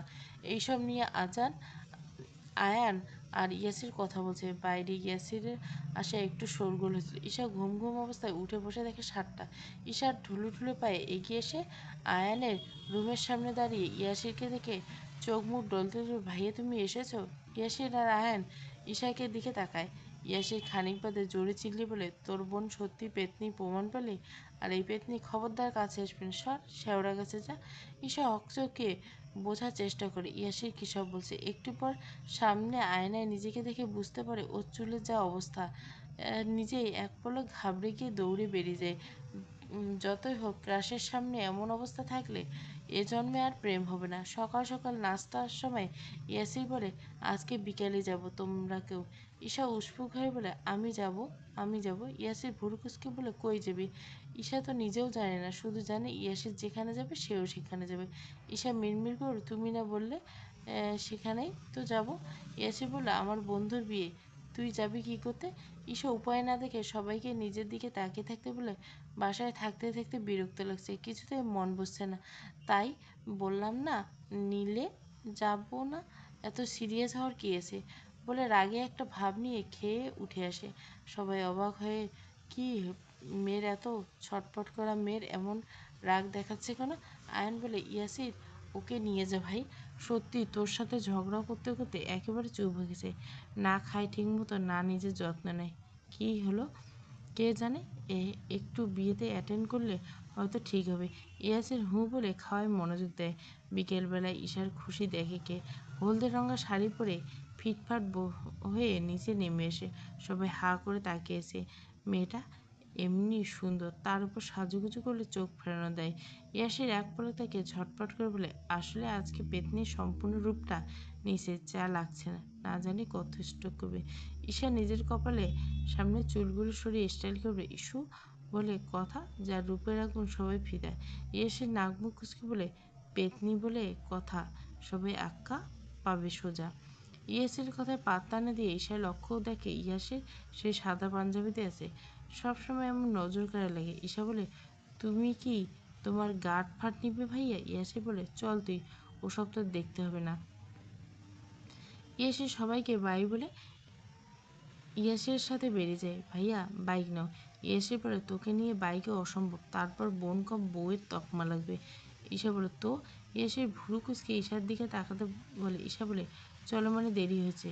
বিয়েবাড়ি যাওয়ার পর কয়েকটা মেয়ের সাথে ঈশাকে ইয়াসির পরিচয় করে দেয়, তারপর ইয়াসির আর দেখা নেই। ঈশা ঘুরে ঘুরে সব দেখছে, হুট করে ঈশার সামনে একটা ছেলে এসে দাঁড়িয়ে বলে, হাই সুইটার। ঈশা একটু থতমত দেখছে, হ্যালো। তারপর ঈশা পাশ কাটিয়ে চলে যেতে ছেলেটি নাছোড়বান্ধার মতো লেগে থাকে এটা ওটা জিজ্ঞাসা করে। তখনই একটা মহিলা আসে, তোমাকে কতক্ষণ যাবৎ খুঁজছি মা, এদিকে এসো। পাশে ছেলের ফুপু, ও তোমার কে হয়? মেয়েটি বলে, আরে ও তো বউ, তোর ভাইয়ের বউ। ছেলেটি আর ঈশা বিদ্যুতের মতো ঝটকা খায়, কার বউ, কিসের বউ? আর কিছু বলার আগে মহিলাটি ঈশাকে টেনে নিয়ে যায়। ঈশার সামনে যেতে ইয়াসির দেখতে পায় কতগুলো ছেলের সাথে মজা করছে, হাসাহাসি করছে। ইয়াসিরকে দেখে ঈশা বলে, ইস কি মারাত্মক হাসি এই বেটা, আমার বাচ্চার বাপ না হলে পৃথিবীতে আসার আমার জন্য লস হবে। ঈশার ভাবনার মাঝে ইয়াসির সামনে দাঁড়িয়ে বলে, কোনো সমস্যা? ঈশা দুপা মাথা নাড়িয়ে বলে, এখন আবার ওই সেই মহিলাটা বলে, এটা তো তোমার বউ তাই না, ভারী মিষ্টি বলে ঈশার থুতনিতে হালকা হাত রেখে ইয়াসির হালকা হাসে। মহিলাটি যেতে ঈশা বলে, কবে বিয়ে করলো আমাকে? ইয়াসির ঈশার হাত থেকে একটু ক্লোজ দাঁড়িয়ে বলে, 5,000 টাকা দিব, আমার বউ হবি? 5,000 টাকা দিব, আমার বউ হবি? ঈশা আতঙ্কিত নয়নে ইয়াসির পানে তাকায়। ইয়াসির আরও সজোরে ঈশার কানের কাছে গিয়ে বলে, হবি বইন? ঈশা একটু পিছিয়ে বলে, না না, এখন বড় হয়েছি, যে কোনো কাজের ডিল 5,000 বা 6,000 কম হয়ে যায় ভাই। এটা শুনে ইয়াসির কোমরে হাত রেখে বাঁকা হাসে পাশ ফিরে। ঈশা আর চোখে দাঁড়িয়ে বিস্ময়ে সেই হাসি অবলোকন করে। কতই না মাধুর্য সেই ইয়াসির ভাইয়ের হাসিতে। এরকম হাসির জন্য সে বারংবার হাসিতে ছল সাজতে রাজি। ইয়াসির তখন নিজেকে থামিয়ে ধাতস্থ করলে, বোন শোন, এখানে সবাই বিবাহিত, নিজেকে সিঙ্গেল দাবি করতে অনেক কষ্ট লাগছে, তাই তোকে এই অফারটা দিলাম। বাইরে কাউকে বললে ফ্রিতে রাজি হয়ে যেত। আর তুই? এসব মুখ ভাঙে বলল, মন্ত্রী মানুষ 5 লাখ লাগবে, তা না হলে 5,000-এ কেমনে বলে, লজ্জা করে না তোমার? ইয়াসির কপাল কুচকে বলে, না করে না, কারণ এই দেখ পকেটে 10,000 টাকা আছে, তোর তার অর্ধেক দিতে চাইছি তাও রাজি না, লোভী মাইয়া একটা। ঈশা একটু উঁকি মেরে বলে, একদম লোভী বলবে না, 10,000-এ বিয়ে খাবো না, এটাও আমি বিশ্বাস করবো? ইয়াসির বলে, কেন করবি না? আমি সিঙ্গেল ছিলাম, তুই জটলা মেরে আমার পিছু নিলি, এখন আমি ডাবল।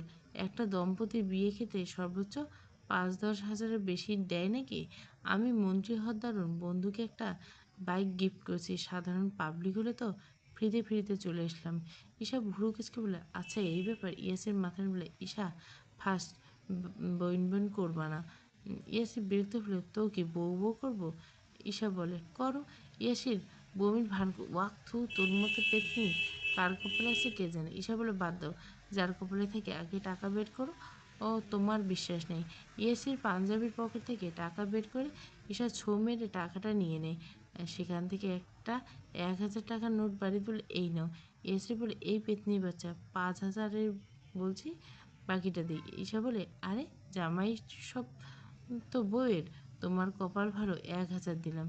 বেশি বাড়াবাড়ি করলে তুমি যে আমারে ভাড়াই বউ বানাইলে গলা ফাটাইছো, জানাবো সবাই রে। ইস্যু তো, তো চিনোই তুমি। এসে একটা ঢোক গেল, পেতনির বাচ্চা, আমারও দিন আসবে, সর আমার সামনে থেকে, বেয়াদবের নানি। ঈশা নিজের সবগুলো ঝকঝকে দাঁত বের করে একটা হাসি মেরে চলে যায়।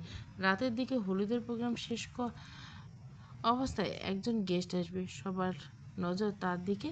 হলুদ শাড়ি পরা সুন্দরী মেয়ে, সবার নজরে তার দিকে। ব্লাউজ ছিল হাত কাটা, গরনে হলুদ পাতলা শাড়ি, হাতে বিশাল ফুলের বুকে, একটা হলুদ গোলাপের আর একটা লাল গোলাপ। মেয়েটি সোজা এসে ইয়াসির সামনে দাঁড়িয়ে গোলাপ বাড়িয়ে দিয়ে বলে, শুভ জন্মদিন মিস্টার ইয়াসির। ইয়াসির হাসি মুখে তা গ্রহণ করে, ধন্যবাদ সুনয়না। তারপর সুনয়নার দিকে এগিয়ে যায়। ঈশা পাশ থেকে সব দেখছিল। তখনই ঈশা নিজের কুঁড়ো দিয়ে ইয়াসির পেটে ঘুঁতে মেরে দিলে, কে এটা? ইয়াসির বলে, তুই চিনবি নাকি? ঈশা বলে, তুমি চিনো কি করে? আর মেয়েটা এত হট ভাবা যায়? এত সুন্দর একটা মেয়ে তোমার? আর কিছু বলার আগে ইয়াসির বলে, আরে এটা আমার গার্লফ্রেন্ড ছিল আদিকালের, এখন এক্স। ঈশা অবাক হয়ে তাকায় ইয়াসিরের পানে। ভেতরটা মনে হয় কেউ ছুরি দিয়ে আঘাত করছে। আবার বের করে নিল। ঈশা জোরে একটা দম ছেড়ে বলে, এক্স তো থাকতেই পারে, তবে নেক্সট আর পার্মানেন্ট তো আমি। এই ভেবে ঈশা মুচকে আসে। তখন ঈশা কিছু বলবে কি, সুহেনাকে আসতে দেখে ইয়াসির ঈশাকে টেনে নিজের বাহুতে আবদ্ধ করে নেয়। সুহেনা বেশ বুঝতে পারে ইয়াসের হালচাল। সুহেনা বলে, তোমার বউ বিয়ে করলে কবে? ঈশা মিনমিন করে বলে, আজকে। তবে সেটা কেউ শুনতে পায় না সাউন্ড বক্স এখানে। ইয়াসির বলে, বছর হবে তো হবেই। সুহেনা মিষ্টি হেসে ঈশার পানে তাকে বলে, সুন্দরী তবে বাচ্চা। ঈশা মুখ কুঁচকে ফেলে। একে তো তার ক্রাশের এক্স, তার উপর বাচ্চা বানিয়ে আরও প্রেমটা হওয়ার চান্সটা গেছে। ইয়াসির বলে, হ্যাঁ বাচ্চা বউ মানিয়েছে না আমাদের? শূন্যনব্বই বেশ বিরক্ত বলে, বলে চলে যায়। আর ঈশাও তৎক্ষণাৎ ইয়াসির হাত সরে বলে, ঘুমাবো আনি, তোমার তোমার এক্সের নাটক দেখতে পারবো না আর। ইয়াসির বলে, চল। তারপর যাওয়ার আগে ইয়াসির ফুলের বুকেটা ঈশাকে দেখে দিয়ে বলে, কী করবি? ঈশা সোজা আঙ্গুলের ইশারায় ডাস্টবিন দেখে দেয়। ইয়াসির আর কিছু না বলে সোজা ডাস্টবিনে বুকেটা ফেলে ঈশাকে নিয়ে যেতে থাকে। ঈশা তো মনে মনে বেশ খুশি। লিভিং রুমে একপাশে দাঁড়িয়ে ইয়াসির সবার সাথে কথা বলছে। ঈশা পাশে ছিল, তবে বেচারি ঘুমের তোপে সোজা দাঁড়িয়ে না থাকতে পেরে সোফায় সোজা হয়ে বসে বসে ঘুমানোর চেষ্টা করছে। আর বারবার মাথায় চক্কর দিচ্ছে ইয়াসির ভাইয়ের এক্স ছিল, তার উপর তার থেকেও সুন্দরী, স্মার্ট। তাহলে ব্রেকআপ হলো করে? ঈশা এসব ভাবনা জগতে হারিয়ে যায়। ক্লাসে 10-এর সময়টা, যেদিন ক্লাস শেষে ঈশা বারান্দায় দাঁড়িয়েছিল, সবাই ছাতা নিয়ে যাচ্ছিল এক এক করে। ঈশা সহ আরও কয়েকজন আটকা পড়ে ছাতা না আনার জন্য। ঈশা আনমনে হয়ে নিজের কাঁধে ব্যাগ ধরে এক পা এপাশ ওপাশ করে ওপাশে পায়চারি করছে বৃষ্টি কমার জন্য। হুট করে ঈশার চোখ যায় স্কুলের গেটে। ইয়াসির আছে হাতে বন্ধ ছাতা। বৃষ্টিতে নিদারুণ ভিজছে সে। বৃষ্টির ফোঁটাগুলো একাকার হয়ে ইয়াসির সারা গায়ে লেপ্টে আছে। ইয়াসির নিজের চুলগুলো হাত দিয়ে পেছন দিকে সরিয়ে ছোট ছোট চোখে ঈশার দিকে তাকায়। আর ঈশাও থমকে যায় তার দৃষ্টিতে।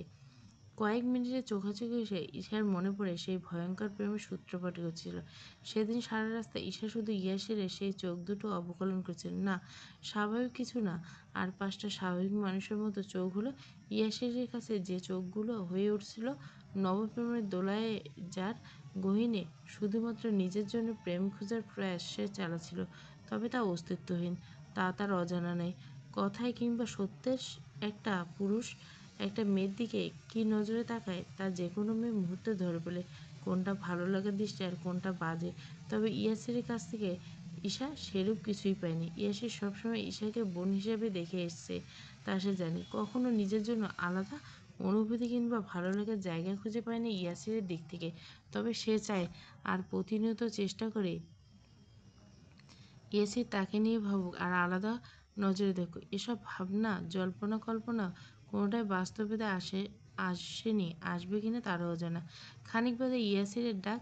ঈশা নিজেই চোখ পিটপিট করে খুলে বলে, কী সমস্যা তোমার? ইয়াসির বলে, চল রুমে চল। পাশ থেকে মহিলাটা বলে, চলো মা, তোমাদের রুমটা গুছিয়ে দিচ্ছি। ইয়াসির বলে, আজকে আমার বন্ধুর সাথে থাকি খালাম্মা, ঈশাকে নিয়ে আপনারা থাকেন। তখন সুয়েন না নিজের গলায় হাত রেখে বলে, বিয়েটাকে আদৌ করেছো নাকি সব? ব্যাস ইয়াসির শরীরে বিঁধল এক কথাটা। ইয়াসির সোজা ঈশার হাত ধরে এক রুমে চলে যায়। রুমে গিয়ে এসে বলছে, বের হও, তোমার সাথে আমি থাকবো না। যাও নিজের এক্সের সাথে ঘুমাও মন্ত্রী বসে। আমি শিওর তুমি কৃষ্ণনগর রাজ্যের ওই মন্ত্রীটা। ইয়াসির বিরক্ত বলে, তুমি নিশ্চয় মন্ত্রী বউটা? সে বলে, হ্যাঁ, আমি তো হলে ওই রাজার বউ হবো, তুমি খাটাস মন্ত্রীর বউ হবা। ইয়াসির বলে, চুপ কর পেতনি, আজকে একসাথে থাকতে হবে। ঈশা বুড়ো কিছু বলে, কিসের কথা বলছো, মাথা ঠিক আছে? ইয়াসির বলে, আমার সাথে এলি কেন? তোর জন্য আজকে যত সব ঝামেলা। সিঙ্গেল ছিলাম, ভালো ছিলাম, কেন তোকে নিয়ে এলাম? দেখ, ঈশা কিছু বলে না। আমি কিছু জানি না, তুমি বের হও এখান থেকে, এক্ষুনি বের হও। বলে ঈশা নিজের হাত দিয়ে ইয়াসিরকে ঠেলতে শুরু করে। এমন হুট করে দরজায় নক করে। ইয়াসির গিয়ে দরজা খুলে রুমে প্রবেশ করে শুনে বলে, আমি আজকে তোমার বউয়ের সাথে থাকি, তুমি নিচে যাও। ইয়াসির বুঝতে পারে এই মেয়ে ঘাপলা মারতেছে। ইয়াসির বলে, না না, আমার বউ ছাড়া ঘুম আসে না, আপনি যান মিস, আমরা নবদম্পতির মাঝে আসবেন না প্লিজ। ঈশা বিরক্ত হয়ে ওদের দিকে তাকিয়ে তামাশা দেখছে। এরপর সোজা বিছানায় গিয়ে শুয়ে পড়ে। এদিকে শুয়ে না বেশ রাগ লাগে, তবুও বলে, আরে একদিনে কিচ্ছু হবে না মিস্টার ইয়াসির। তবু কাট কাট কণ্ঠে জবাব দেয়, অনেক কিছু। আপনি বুঝতে পারছেন না, বউ এত সুন্দর সেজে থাকলে মনের ভিতর নেশা জাগে। আপনি যদি আমাদের মাঝে এমন লেগে থাকেন, ব্যাপারটা কেমন দেখায়। এবার আর শুনোয় না একদম হেঁটে বেরিয়ে যায়। শুনো না যেতে ইয়াসির দম ছেড়ে সামনে তাকিয়ে দেখে বিছানার এক পাশে এঁটে সেটে ঈশা ঘুমিয়ে গেছে। বাইরে প্রচণ্ড শোরগোলের শব্দ শোনা গেল। ইয়াসির সেদিকে ভ্রুক্ষেপ না করে পেছনে ঘুরে ঈশাকে দেখে সে আরামে নিশ্চিন্তে ঘুমাচ্ছে, না ফ্রেশ হয়েছে না জুয়েলারি খুলছে। ইয়াসির ঈশার দিকে ভুরু কুচকে তাকে বিড়বিড় করে, fairy but not my type বলে ঈশার পাশ থেকে একটা বালিশ নিয়ে পাশের সোফায় ঘুমানোর চেষ্টা করে। এত বড় হাইটের মানুষ সোফায় হচ্ছে না, তবুও কোনো মতে এটে সেটে ইয়াসির ঘুমিয়ে পড়ে। সকাল সকাল বাইরে প্রচণ্ড চিৎকার চেঁচামেচি। ইয়াসির ঘুম ভাঙল। ঈশা নির্বিকার কুম্ভকর্মের মতো ঘুমাচ্ছে। ইয়াসির দরজা খোলা মাত্র সামনে নিজের বাবা, চাচা, আয়ান, ইজানকে দেখে বিস্ফোরিত নয়নে তাকায়। আজান ইয়াসির কলার চেপে ধরে নাক বরাবর ঘুষি পুষে দেয়। ইয়াসির অনেকটা পিছিয়ে আসা রক্ত হাত দিয়ে চেপে ধরে কিছু বলার আগে আয়ান বলে, তুই না ঈশাকে আর আরাক ভাই, তাহলে বিয়ে বাড়িতে এমন নোংরামি করলি কেন? এসে যা বোঝার বুঝে গেছে। তারপর এই বানানো নাটক কেউ পাবলিক করে দিয়েছে। এসে কিছু বলার মতো ভাষা খুঁজে পায় না। সে তো মজা ছিল, বন্ধুদের সাথে ট্যুর দেওয়ার হেরে কাজটি করেছিল, আজকে তার জন্য সেটা কাল হয়ে দাঁড়িয়েছে। চৌধুরী বিলে এক পাশে ইয়াসির আর এক পাশে এসে হিসকে চুলে কান্না করছে। ইয়াসির পায়ের উপর পা তুলে শান্তভাবে, কী করবো এখন, সামান্য একটা মজার ব্যাপার নিয়ে তোমরা যা শুরু করছো। আয়ান রেগে চেঁচিয়ে বলে, আসলেও সামান্য একটা মেয়েকে নিজের বউ বানানো সামান্য, তাও আবার নিজের চাচাতো বোন, তারপর পুরো সোশ্যাল মিডিয়া এসব নিয়ে টোল যাতা। ইয়াসির এক পলক ঈশার দিকে তাকায়। বান্দা কান্না ছাড়া কিছুই পারে না, মনে হচ্ছে ইয়াসির করেছে, তার কোনো হাত নেই, বাচ্চা খুকি। ইয়াসির বিরক্ত হয়ে বলে, যা হওয়ার হয়ে গেছে।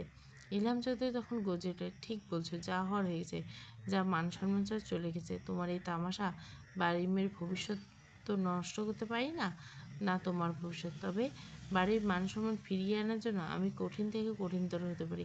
এই বলে ইলহাম চৌধুরী নিজের রুমের দিকে পা বাড়ায়। সবাই অবাক থেকে অবাকতর হয়েছে, যেন আকাশ কুসুম কিছু চিন্তা ভাবনা করছে। সবার কল্পনা জল্পনা শেষ করে ইলহাম চৌধুরী হাতে একটা পেপার আর একটা গ্লাস নিয়ে আসেন। তারপর ইয়াসির আর ঈশার সামনে রেখে বলেন, ইয়াসির, তোমাকে আজকে রাজনীতি ছেড়ে ঈশাকে বিয়ে করতে হবে, আর যদি না হয় ঈশা, তুমি পাশ থেকে বিষ খেয়ে নিবে। কারণ এক রুমে থাকার পর মেয়ে হিসাবে তোমার মূল্য কতটা নিচে নেমে গেছে আমি আর ব্যাখ্যা করতে পারবো না। সবার মাথায় আকাশ ভেঙে পড়ে, এ কেমন সত্য, কেউ কিছু বলার সাহস পায় না। তবে ইয়াসির দাঁড়িয়ে গিয়ে বলে, এটা কি বলছেন বাবা, আপনি ঠিক আছেন? ইলহাম চৌধুরী সামনের দিকে ঘুরে বলেন, এটাই আমার শেষ সিদ্ধান্ত। ইয়াসির বলে, তাহলে আমার শেষ কথা, আমি রাজনীতি চাচ্ছি না। ইলহাম চৌধুরী বলে, বেশ, ঈশা তোমাকে আর দ্বিতীয়বার বলতে হবে না আশা করি। ঈশা এসবের কিছুই বুঝতে না, তাকে কেন মারতে চাইছে এসব। ঈশা অসহায় দৃষ্টিতে নিজের বাবার দিকে তাকায়। বাবা। তখন ঈশান চৌধুরী বলে ওঠে, আমাকে বাবা বলবি না তুই, ব্যাস নিজের সবচেয়ে ভালোবাসার বাবার মুখে এই কথা শোনার পর ঈশা আর বেঁচে থাকার ইচ্ছে জাগে না। ঈশা কাঁপা কাঁপা হাসতে গ্লাসটা তুলে নেয়। ইয়াসির মাথা নিচু করে বসে থাকে। বাড়ির প্রত্যেক সদস্যের মুখ যেন আজ তালা। কেউ একটা কথা বলছে না, শুধু নীরবে অশ্রু বিসর্জন দিচ্ছে। খানিক বাদে ঈশা নিজের মুখে সামনে গ্লাস এনে সবার দিকে এক পলক থেকে বিড়বিড় করে বলে, আমার কি দোষ ইয়াসির ভাইয়া?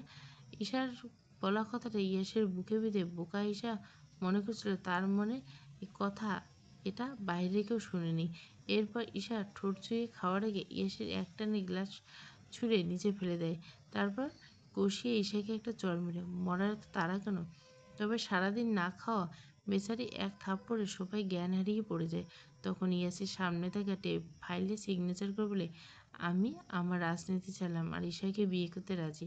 খানিক বাদে ঈশার জ্ঞান ফিরতে পাশে ইয়াসির আর সামনে কাজী সহ নিজের বাবা জেঠুকে দেখে চোখ কসলাতে শুরু করে। ঈশা বোঝার চেষ্টা করে কী হচ্ছে। নিজের মাথায় লাল দোপাট্টা পেঁচানোর পাশে ইয়াসির গম্ভীর মুখে আর নিজের ভাইদের থমথমে দাঁড়িয়ে থাকা সব গোলমাল পাকাচ্ছে তার ছোট্ট মাথায়। একটু পর ইলহাম চৌধুরী আদেশ স্বরে বলে ওঠেন, বিয়ে পড়ান কাজী সাহেব। এবার ঈশার মাথায় জট এক এক করে খুলে আশেপাশে নিজের মা জেঠিমাকে দেখে আরও ভরকে হয়। কবুল বলার সময় ঈশা একবার নিজের ভাইয়ের দিকে তাকায়। আয়ান তার পাশে দাঁড়িয়ে থাকতে পারে না। নিজের বোনের কাছে এসে মাথায় হাত রেখে ইশারায় বলতে বলে। ঈশা রহস্যই কবুল বলার পর ইয়াসের ধীর গতিতে কবুল বলে। থমথমে পরিবেশ আলহামদুলিল্লাহ বলে ইলহাম আর ঈশান চৌধুরী একবার কোলাকুলি করে। ঈশা মেঘনা চাইতে বৃষ্টি হয়ে পেয়েও চুপচাপ কান্না করছে। ইয়াসির এক পলক নিজের পাশে নিজের বউয়ের মুখখানা দেখে প্রয়াস চালানো, তবে লাভ হয় না। ঈশা মাথা নিচু করে ইয়াসির শুধু এক পাশে দেখছে, তাও আবার ছোট চুলগুলোর জন্য গালটাও দেখা যাচ্ছে না। ইয়াসির ফের বিরক্তিতে দম ছেড়ে নিজের রুমের উদ্দেশ্যে পা বাড়ায়। তখনই ঈশার পাশে তার মা আর জেঠি বসে বলতে শুরু করে, যা হওয়ার হয়ে গেছে, এখন কান্না থামা। ঈশাকে হালকা গোলাপি রঙের একটা শাড়ি পরে ইয়াসের মা আর ঈশার মা নিয়ে যায় ইয়াসের রুমে। এদিকে ঈশার হৃৎপিণ্ড হাল একেবারে নাজেহাল। মনে মনে দোয়াদৌড় করে শান্ত করতে পারছে না, কি হচ্ছে এসব। ঠিক সে চাই ইয়াসির ভাইকে, এটাই তো ঠিক বলে। বেটার সাথে প্রেম না করে জোর করে বিয়ে, এই বিয়েতে কি রোমান্স হবে? জীবনে হবে না, শুধু সামনে হলে যুদ্ধ হবে। দর্শক হিসেবে পুরো পরিবার তো আছে। ঈশার এমন অপকৃত ভাবনার মাঝে ঈশাকে ইয়াসের রুমে বসিয়ে হয়। ঈশা এতক্ষণ শান্ত থাকলে আর পাচ্ছে না। বেচারি তো রোবটের ন্যায় অভিনয় করলো, তো ঝগড়া না করলে মরেই যাবে। ব্যালকনি থেকে ইয়াসির রুমে এসে দেখেন শার্ট প্যান্ট আর টি শার্ট। ইয়াসির এসে একটা ধমক দিল, তুই? ঈশা এতক্ষণে নিজের শাড়ির আঁচল কামড়াচ্ছিল। ইয়াসির এটা আওয়াজ পাওয়া মাত্র চোখ তুলে তাকাতে ঈশাকে শাড়িতে দেখে ইয়াসির বেচারা একটু হলো ছোটোখাটো ক্রাশ খেয়ে তাকায়, তবে সে তাকানো বেশিক্ষণ স্থায়ী হয় না। ঈশা তেড়ে এসে মাথা উঁচু করে ইয়াসের দিকে তাকিয়ে বলে, এই তোমার জন্য আজকে আমার এই হাল। কি করে পারলে বুড়ো হয়ে একটা কচি মেয়েকে বিয়ে করতে? আর আমি থাকবো না তো কে থাকবে? বিয়ে তো আরও করছো নাকি? এসে চোখ বড় বড় হয়ে যায়। তারকে বুড়ো বলছে। এসে ঠাস করে ঈশার কান ধরে বলে, আমি বুড়ো, তুই কচি না? কচি হয়ে বুড়োকে বিয়ে করলি কেন? পালাতে পারলি না? ঈশা এক ঝটকে ইয়াসিরের হাত ছেড়ে দিয়ে নিজে তো ধেই ধেই করে বিয়ে করতে রাজি হয়ে গেলেন। আমি কি বলছি ভাই আমাকে বিয়ে করতে? ইয়াসির বলে, তোকে না বিষ খাওয়ানো উচিত ছিল, দোষটা আমার ছিল, তাই তোর মতো পেতনিরে বাঁচিয়ে নিলাম। এদিকে বাড়ির সবাই পার্টি করছে, সবাই হাসতেছে বলে। যাই হোক, বিয়েটা ছোটোবেলায় ঠিক করে থাকলেও ইয়াসিরের মানানো যাচ্ছিল না। সুযোগ বুঝে কাজটা হয়েই গেল।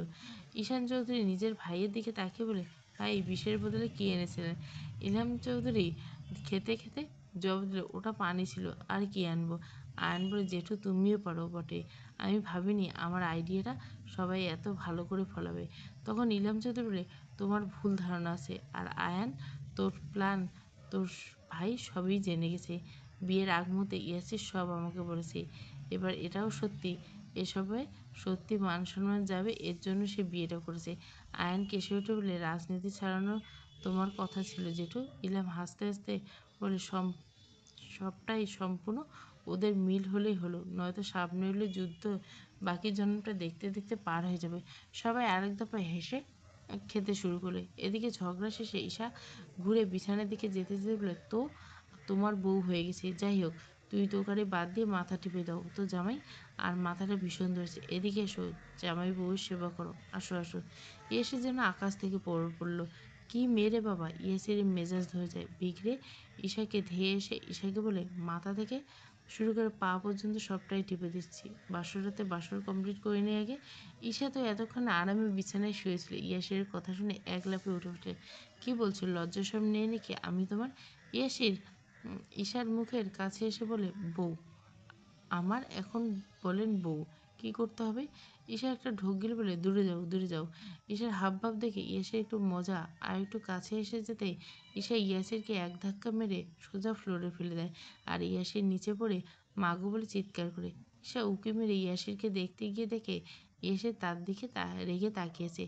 এক লাফে বিছানা থেকে নেমে বলে, আমার ভাইয়ের সরি।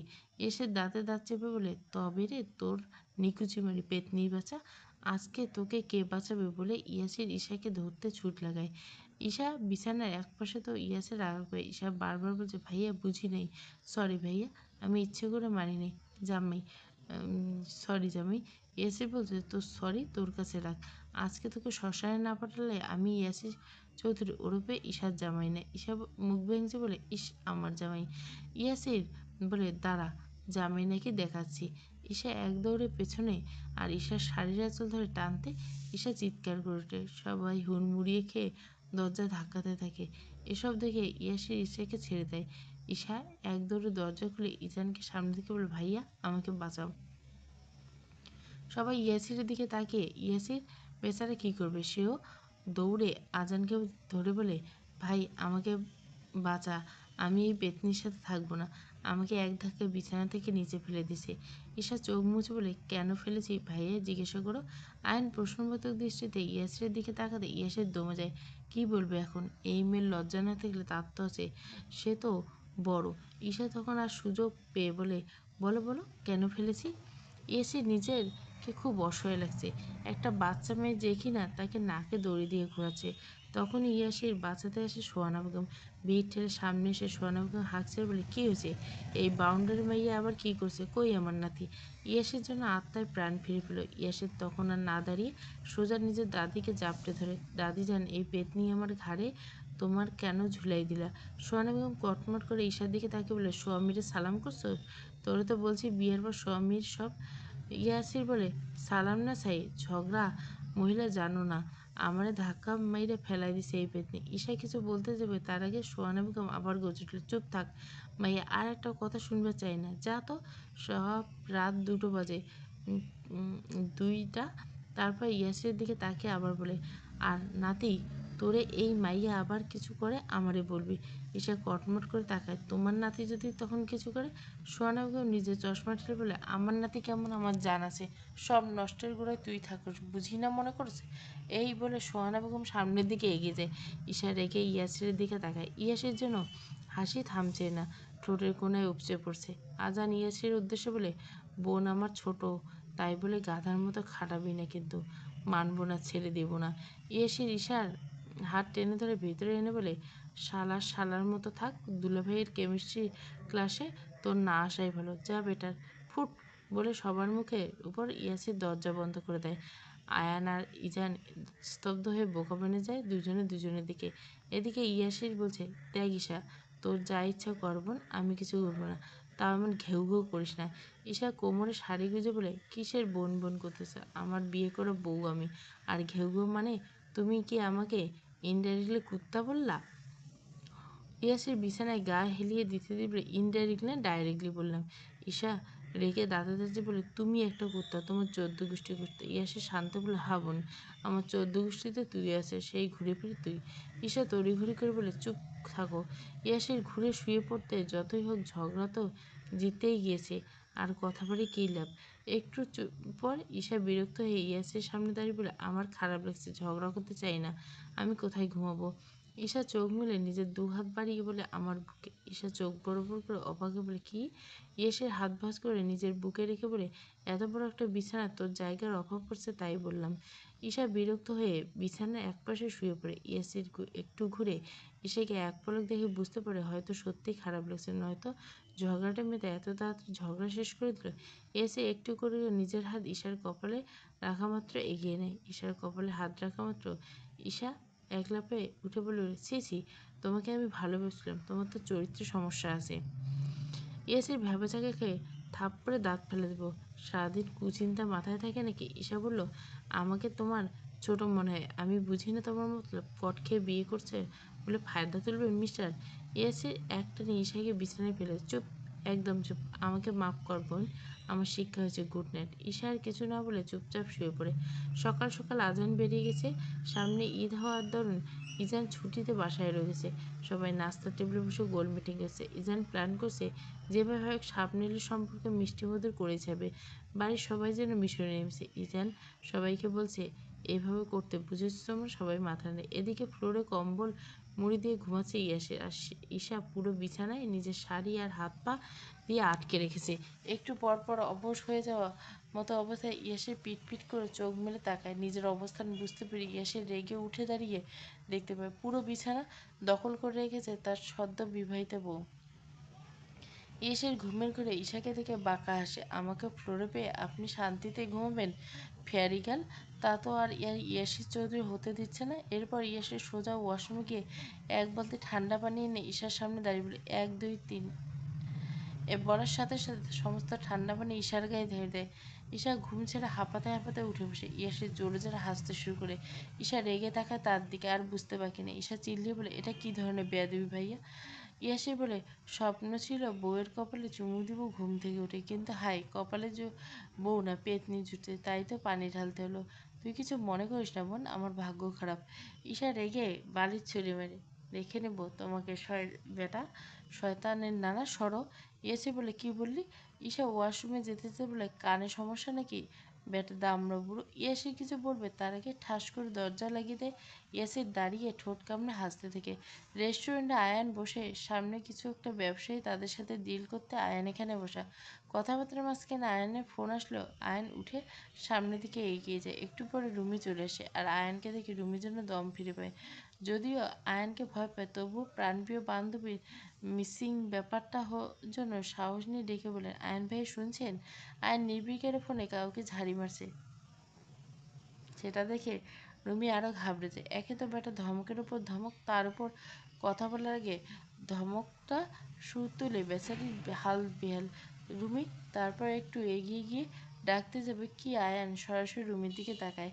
আয়ানকে নিজের দিকে তাকিয়ে থাকতে থেকে রুমি জোর করে নিজের ঠোঁটে হাসি টেনে এগিয়ে যেতে নিলে হঠাৎ বাচ্চার সাথে লেগে বেচারি মুখ থুবড়ে আয়ানের বুকে পড়ে। আয়ান বিরক্তিতে রুমির দিকে তাকাতে রুমি চোখ মুখ খিচে সোজা হয়ে দাঁড়িয়ে বলে, ভাইয়া আসলে সরি।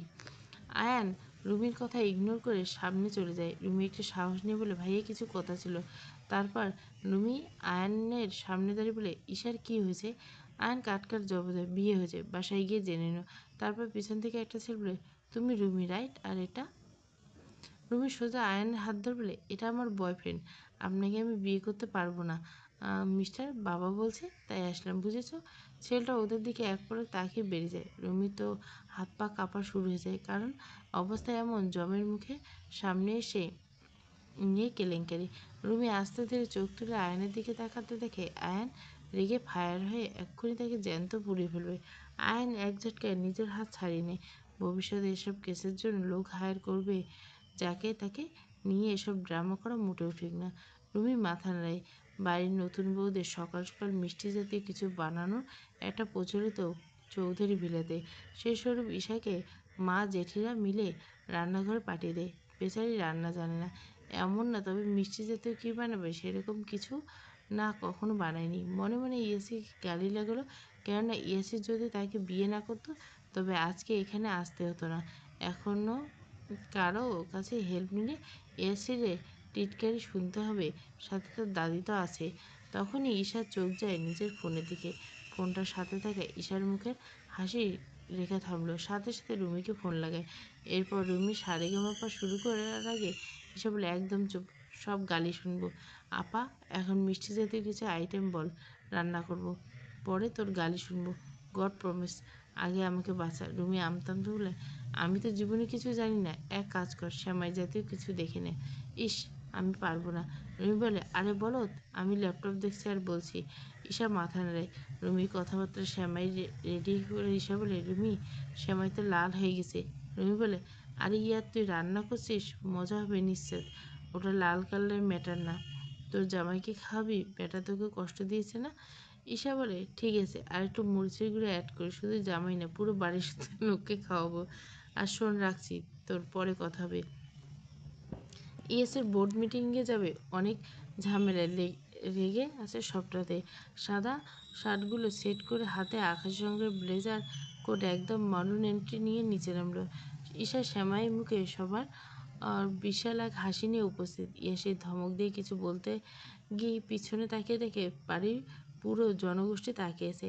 ঈশা চামচে শ্যামাই নিয়ে, প্রথমে স্বামীর জন্য রান্না করলাম, খেয়ে নিন। এসে ভুরুকুচে, কি এটা? ঈশা বলে, নতুন আইটেম, অনেক টেস্ট, সবাই খেয়েছে, দেখতে পাচ্ছেন না? এই সবাই একদম ছলছল চোখ জল নিয়ে ইয়াসিরের দিকে তাকায়। একটু আগে সবার মুখে এক চামচ করে ঈশা জোর করে খায়। শ্যামাই যেমনই হোক, ইয়াসিরের সামনে বেস্ট বলে, জামাই যদি আমার শ্যামাই না খায়, আমি একদম জলে ডুবে মরবো, সবাইকে বলে দিলাম। আরেক দফা কাঁচতে কাঁচতে পানি খেয়ে থাকে। এদিকে ঈশা মনে মনে, বিয়েটা জোর করে হলে, এখন আমার শ্যামাই জোর করে খাওয়াবো না তোমাদের, সে কি করে হয়? সবাই কোনো মতে এক চামচ নিয়ে অনেক কষ্টে গিলছে। এতক্ষণ পানি নিয়ে এক প্রকার হয়েছে। এরপরে ইয়াসির নেমে আসে, সবার ঝাল কন্ট্রোল নিয়েও এলো, চোখে মুখে স্পষ্ট ঝাল। ইয়াসির ভাবে, সে না ভেবে সবার এই কান্নার অভিনয় করবে, তাই এমন সংসার। তবে ঈশা যা কাণ্ড, সে বিষয়ে তার হৃদয়ে অনুভব করতে পারছে না। ইয়াসিরের ভাবনার মাঝে ঈশা বলে, হা করো। ইয়াসির দু চামচ হা করে, ঈশা পরপর দু চামচ ইয়াসিরের মুখে দিয়ে বলে, কেমন হয়েছে?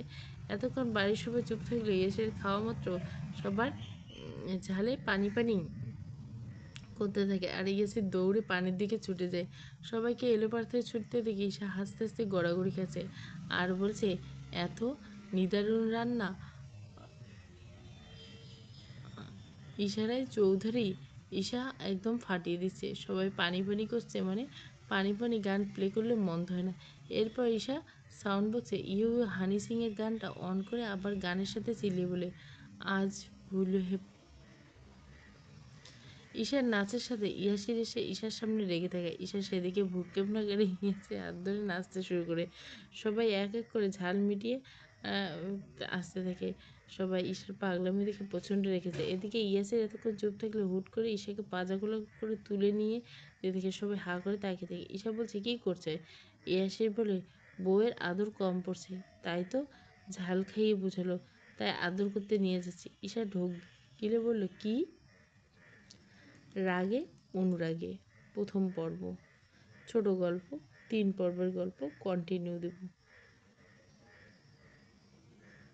সাজের মায়া আসবে, আর বাঁধন রূপের অধিকারীটা শেষ হয়ে গেছে, আর হচ্ছে কলঙ্কের কারুকার্য।